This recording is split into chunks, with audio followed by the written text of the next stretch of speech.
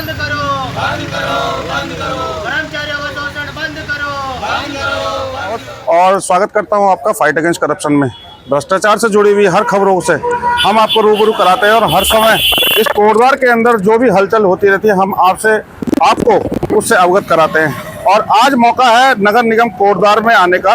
और नगर निगम कोटद्वार में यहाँ पर जो सफाई कर्मचारी हैं उनकी कुछ मांगे हैं जिसके एवज में उन लोगों ने यहाँ पर एक धरना प्रदर्शन किया है ताकि अपनी आवाज अपनी बात शासन प्रशासन को या नगर निगम अधिकारियों को बता सके। तो चलिए मिलते हैं और जानेंगे कि क्या कुछ इनकी मांगे हैं आपकी जो आज आप यहाँ पर धरना प्रदर्शन पे उतारू हुए हैं।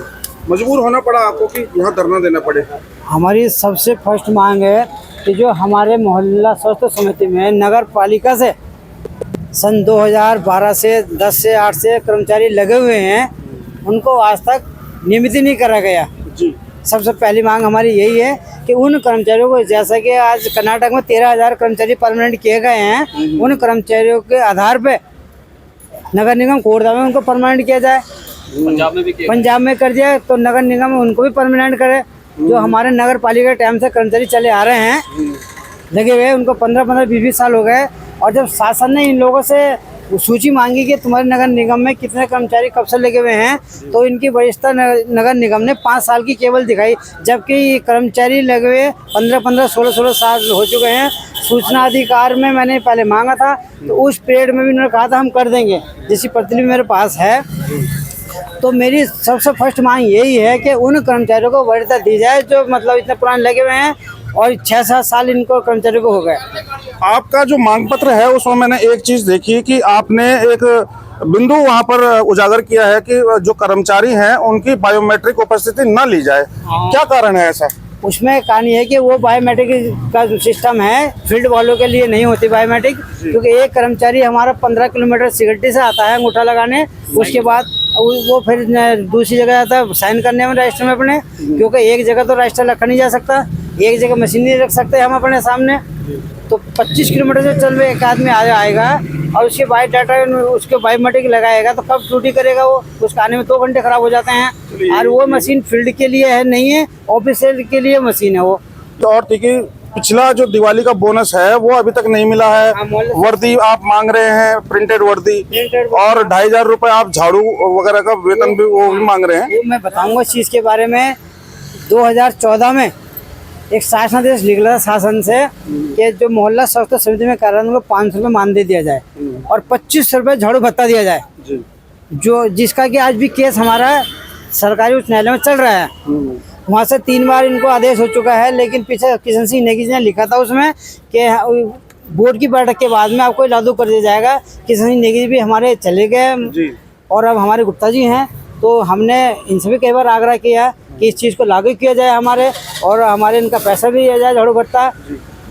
उन्होंने तब उस चीज़ पे कोई जो है इग्नोर कर दिया है, हमारी कोई नहीं मानी अब तक भी। कितने समय हो गया है आपको जो नगर आयुक्त हैं कोटद्वार में वैभव गुप्ता जी को बोलते बोलते कितना समय हो चुका है? इसको लगभग हमारे को 1-1.25 साल से ज़्यादा हो, जब से किशन सिंह नेगी जी गए हैं यहाँ से तब से हम इनको बाबा बोलते चले आ रहे हैं। आज ये महिला दुखी 10,000 में बताइए क्या होता है, जबकि इस आदमी खुद समिति में नौकर। क्या नाम है आपका? मेरा नाम कविता है सर जी। और यहाँ पर कब से कार्यरत हैं? सर मेरे हस्बैंड थे यहाँ पे स्वास्थ्य समिति में, उनके बाद मेरे को लगा दिया गया। उनको स्वर्गवास हुए उनके 3 साल हो गए। 3 साल मतलब कि मेरे को 2-2.5 साल हो गए। 2.5 साल से आप यहाँ हैं। अच्छा, उसके बाद यहाँ पर जो आपको मजबूर होना पड़ा आज, जैसे कि भाई साहब ने बताया, आपकी कोई अपनी और परेशानियाँ हैं जिनकी वजह से आप आज यहाँ पर हैं? परेशानी तो यही है सर, मेरे छोटे-छोटे 3 बच्चे हैं, घर से भी मेरे को कोई सपोर्ट नहीं है, माँ बाप है नहीं मेरे। अब ये लोग मेरे कोई बात नहीं सुनते हैं। सास ससुर ने मेरे हस्बैंड के 40 दिन के बाद ही मेरे को घर से बाहर निकाल दिया था। अब ना मेरे को घर से कोई सपोर्ट है, ना मेरे को यहाँ से मेरे हस्बैंड वाला वो मिल रहा है, सब पद ही नहीं मिल पाया उनका।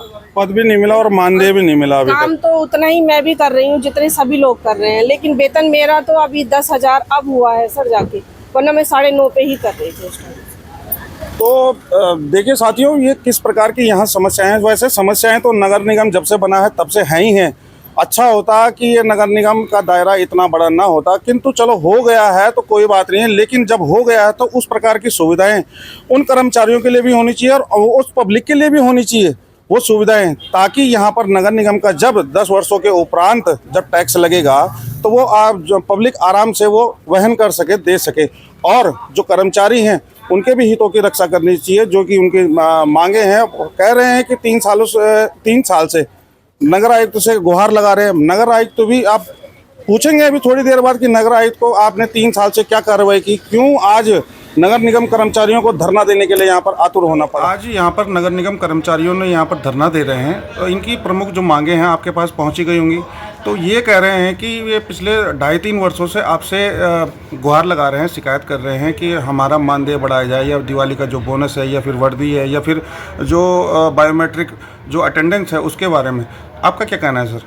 इसमें सभी पर्यावरण मित्र नहीं हैं, इसमें कुछ बहुत लिमिटेड नंबर ऑफ जो पर्यावरण मित्र हैं केवल वही इसमें शामिल हैं। और उनके द्वारा मांग पत्र दिया गया था। उन्हें मांग पत्र की सभी जो उनकी डिमांड थी उसका पूरा उसको निस्तारण करके उनको समझाया भी गया था। वार्ता इसमें हो चुकी है। उनके द्वारा जो कुछ डिमांड्स हैं, जैसे कि बायोमेट्रिक ना लगाया जाए, बायोमेट्रिक अटेंडेंस ना लगाई जाए, तो ये बिल्कुल अनजस्टिफाइड है, क्योंकि इसमें माननीय उच्च न्यायालय का आदेश है, तो उसी का अनुपालन कराया जा रहा है। और वो आवश्यक भी है, क्योंकि स्वच्छता व्यवस्था को एक अच्छा बनाने के लिए, शहर में सुदृढ़ करने के लिए आवश्यक है कि जो बायोमेट्रिक प्रणाली चलती रहे। इसके अलावा कुछ ऐसे जो उनकी डिमांड्स हैं जो यहाँ से संभव नहीं है, शासन से संभव है। जैसे कि उनके द्वारा ये कहना है कि जो आउटसोर्स में है उनको परमानेंट कर दिया जाए, या फिर जैसे अभी हमारे पास जितने कर्मचारी हैं उनका नंबर बढ़ाया जाए, तो वो शासन स्तर का है। तो इसके लिए हमारे द्वारा इनको शासन से पत्राचार भी कर लिया गया है। तो हमको ये सारी चीज़ें इनको समझा दिया गया था। और ये अनावश्यक ही कुछ लोग केवल न्यूसेंस करने के लिए इस तरह की चीज़ें कर रहे हैं, तो इनको वार्निंग भी दे दी गई थी। और हमने ये पत्र भी जारी किया था कि आपकी जो समस्याएं यहाँ से होने वाली है वो हो गई हैं, और यदि कुछ नहीं हो पा रही है तो किसी कारणवश नहीं हो पा रही होंगी, तो उनके बारे में बातचीत करके समाधान किया जा सकता है। लेकिन आप इस तरह से अनशन या इस प्रकार का बहिष्कार करेंगे तो यहाँ के जो नगर क्षेत्र कोटद्वार के जो आम नागरिक हैं उनको इससे अनावश्यक ही इसको असुविधाओं का सामना करना पड़ेगा। तो ये ना करें। इसके बावजूद भी यदि ये किया जा रहा है तो ये बहुत ही खेदजनक है, और इसको बहुत ही इनके खिलाफ, क्योंकि इसमें विभागीय कार्रवाई का मैटर भी बनता है, तो इसको बहुत ही कठोरता से इसको लिया जाए।